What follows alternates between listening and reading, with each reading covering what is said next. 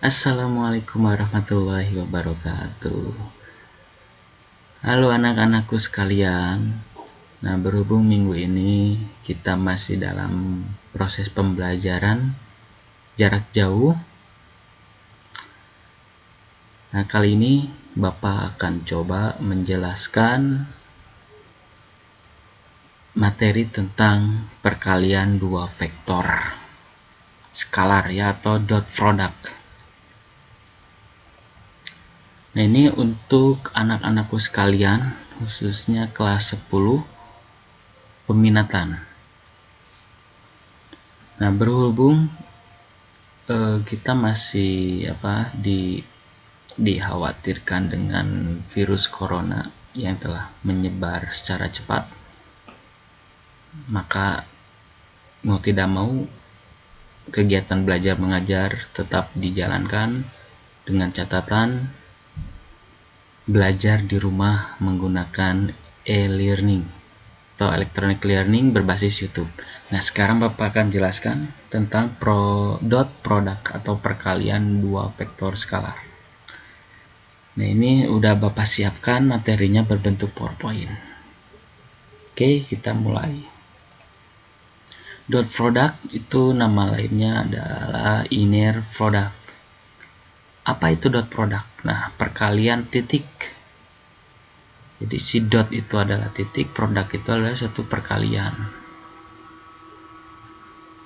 Perkalian titik A dot B. Nah, ini dibaca A dot B antara dua vektor A dan vektor B merupakan perkalian antara panjang vektor dan kosinus sudut antara keduanya, atau sudut yang diapit oleh vektor A dan vektor B.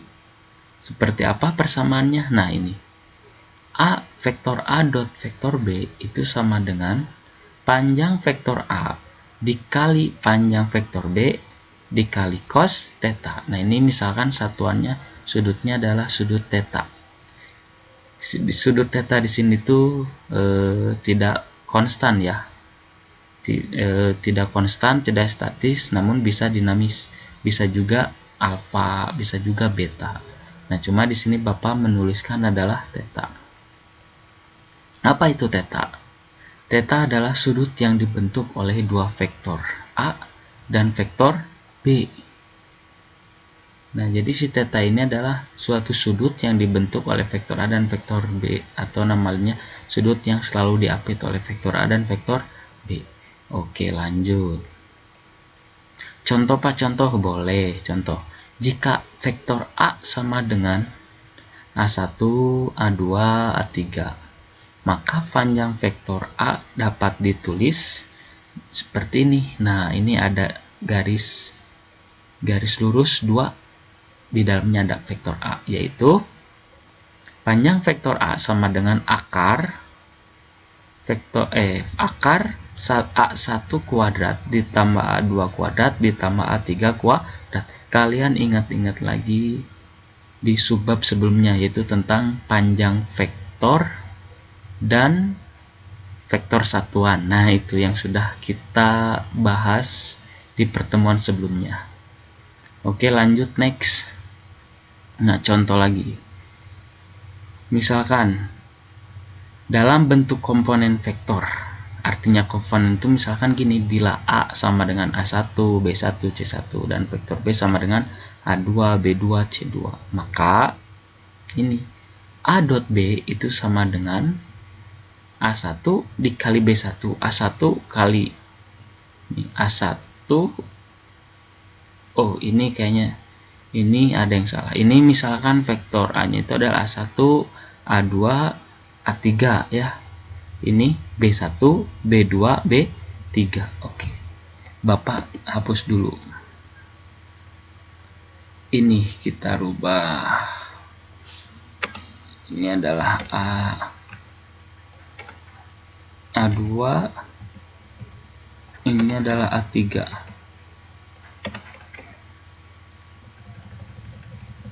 Oke, kemudian ini adalah B1, ini B2, ini B3. Oke, kita lanjut. Kita ulangi lagi. Nah, dalam bentuk komponen vektor berarti A sama dengan A1, A2, A3. Aduh, anak bapaknya lagi mimpi, jadi gitu suaranya ya. Vektor B, kemudian B1, B2, B3, maka A dot B sama dengan A1 kali B1, A1 kali B1 ditambah A2 kali B2 ditambah A3 ditambah A3 kali B3. Ini tuh bukan C3 tapi ini A3 kali C3. Oke, ini salah tipe, maafkan ya. Nah, ini untuk mencari dot product. Kalau misalkan vektornya itu adalah suatu komponen. Lanjut. Nah, kemudian kita akan mengetahui nilai atau hasil dari dot product dengan cara melihat dari sudut. Misalkan gini, A dot B nilainya itu lebih dari 0. Jika itu si sudutnya itu lancip. Artinya lancip itu dia itu di bawah 90 derajat atau di antara 0 derajat sampai dengan 90 derajat. Enggak sampai dengan, tapi kurang dari 90 derajat. Berarti kalau kurang dari 90 derajat, otomatis sudutnya itu lancip. Kalau kita menemukan sudut lancip, pasti nilai dari A dot B itu lebih dari 0. Pasti di atas 0. Begitu. Ini mah cuma lebih ke sifat ya.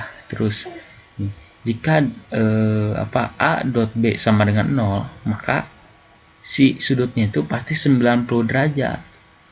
Kenapa? Karena cos 90 derajat itu adalah berapa? 0. Gitu kan?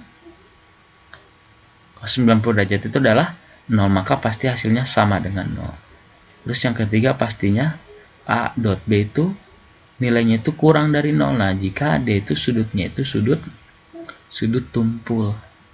Jadi lebih dari 90 derajat atau ada di antara 90 derajat dan kurang dari 180 derajat. Ini mah hanya sifat-sifat doang.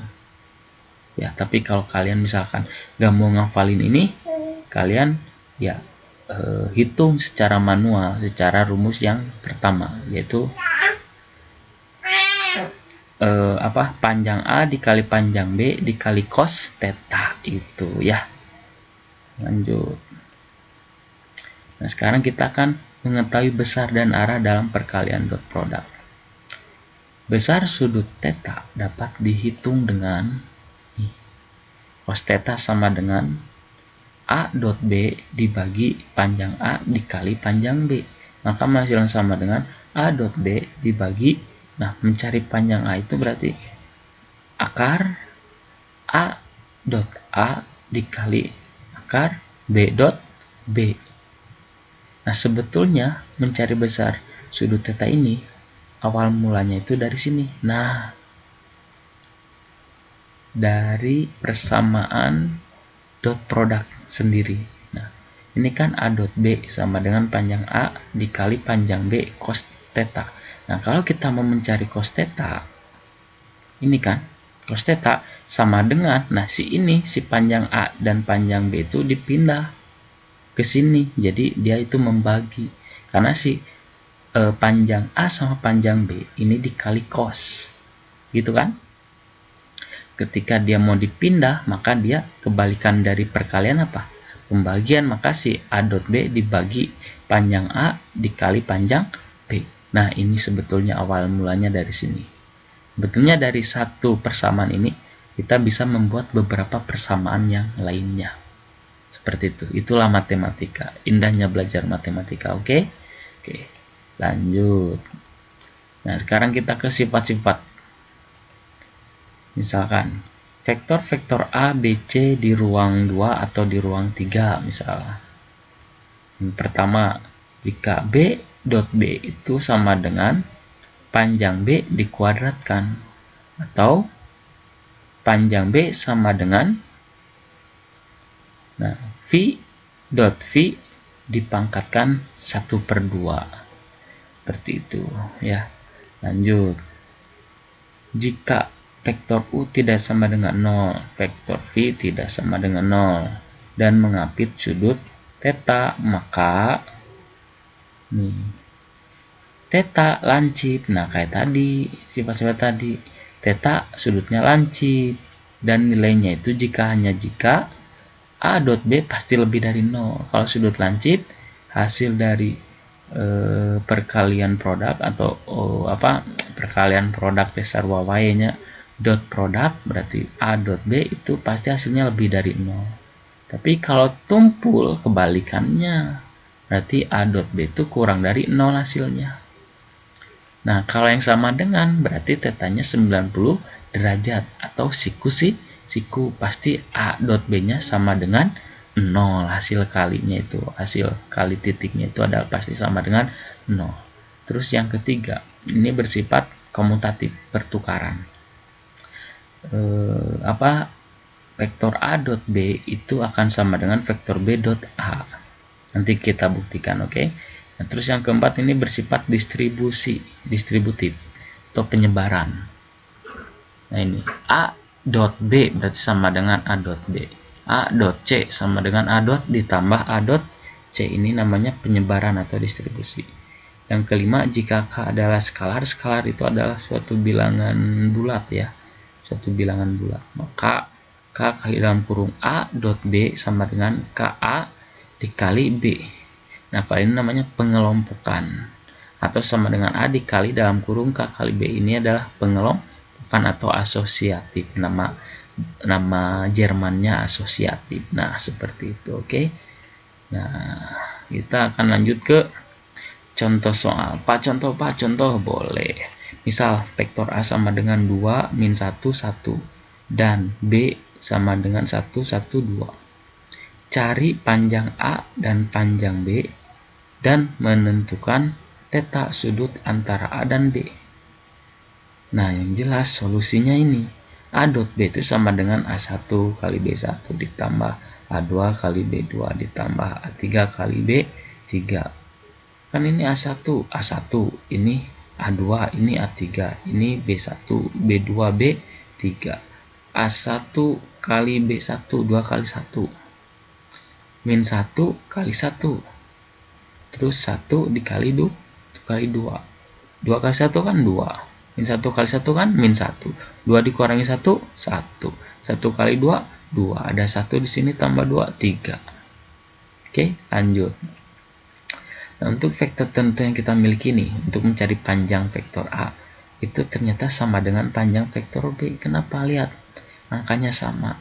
Tapi bedanya ini negatif. Nggak ngaruh. Kenapa? Karena min 1 dikuadratin hasilnya 1. 1 dikuadratin hasilnya 1. Kan mencari panjang vektor A itu, mencari panjang vektor itu kan akar 2 pangkat 2 ditambah negatif 1 pangkat 2 ditambah 1 pangkat 2. Hasilnya akar 6. Kan ini 4 ditambah 1 tambah 1 jadi 6, jadi akar 6. Ternyata vektor A, panjang vektor A sama panjang vektor B itu sama, yaitu akar 6. Lanjut, sekarang kita akan mencari, nah ini, mencari cos theta. Cos theta itu sama dengan A dot B dibagi panjang A kali panjang B, sama dengan A dot B nya kan sudah ada ini nih, 3 per akar 6 kali akar 6, jadi sama dengan 3 per 6 kan, akar 6 kali akar 6, 6. Atau akar 36, akar 36, 6. 3 per 6 itu artinya 1 per 2. Cos theta 1 per 2. Nah, ini cos theta 1 per 2. Maka theta sama dengan arcus dari cos atau inverse dari cos setengah berapa. Nah, tinggal kalian cari aja. Nilai cos, nilai setengah atau nilai cos setengah itu berapa derajat? Ya, 60 derajat. Ya, cos 60 derajat kan berapa? Setengah. Jadi cari nilai cos setengah berapa derajat? 60 derajat. Nah, ini juga sudah kita pelajari di sudut-sudut istimewa. Di pertemuan sebelumnya atau di subbab sebelumnya sudah kita pelajari. Nah, yang udah dites lisan harus diingat-ingat kembali ya. Oke. Nah, kalau ini proyeksi ortogonal untuk pertemuan selanjutnya.